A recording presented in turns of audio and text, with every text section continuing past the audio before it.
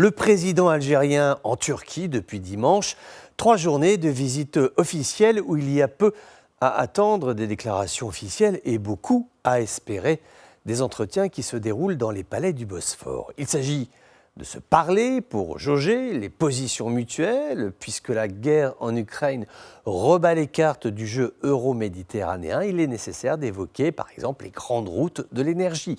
L'Algérie en qualité de producteur de pétrole et de gaz, la Turquie en qualité de régulatrice des deux détroits de la façade orientale de la Méditerranée, Bosphore et Dardanelles. C'est ici que transitent ou pas les supertankers. C'est important d'en parler car c'est maintenant que tout se discute, c'est maintenant que tout se pense pour les prochaines années. Le jeu est assez délicat pour l'Algérie. Elle est tenue par ses relations privilégiées avec la Russie. Sergueï Lavrov était à Alger le 10 mai dernier. Les deux pays s'apprêtent à fêter avec faste le 60e anniversaire de l'indépendance de l'Algérie.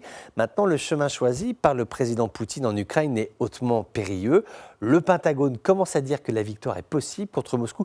Donc voilà, il ne faut pas se tromper. Alger fait peut-être bien d'ouvrir le jeu diplomatique tant qu'il en est encore temps, sachant qu'il existe tout de même des points de convergence entre Alger et Ankara sur le dossier libyen, qui n'est pas des moindres, avec un parti pris favorable au Premier ministre Dbeibeh.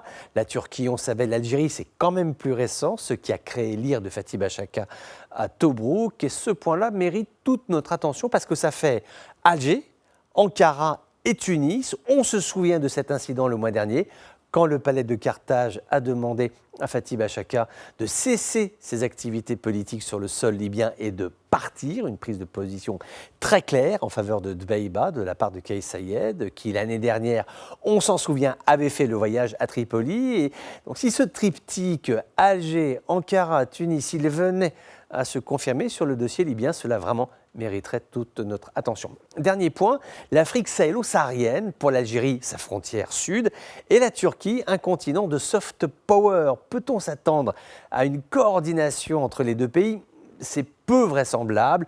Ils ont quand même des géographies et des histoires qui sont très différentes. En revanche, il y a certainement la volonté de discuter des dossiers du moment.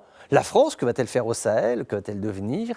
La montée en puissance de la Russie, toujours dans la région sahélo-saharienne, on y revient. Les Turcs qui nourrissent des ambitions. Maintenant, qu'en pensent les Algériens? C'est vrai que quand on voit la présence turque en Syrie, on peut se poser des questions.